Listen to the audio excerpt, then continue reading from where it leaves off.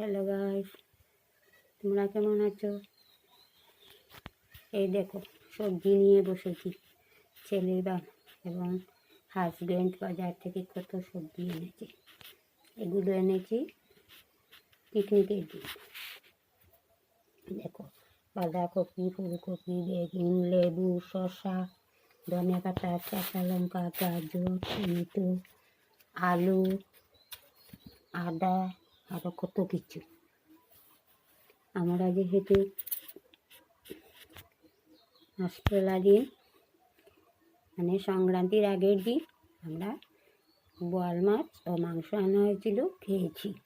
আর সংক্রান্তির দিন আমরা নিরামিষ খাই, তাই এগুলো দিয়ে ফুলকপি দিয়ে করবো একটা ডালনা, বাঁধাকপি শাক, শসা স্যালাড, বেগুন বড়া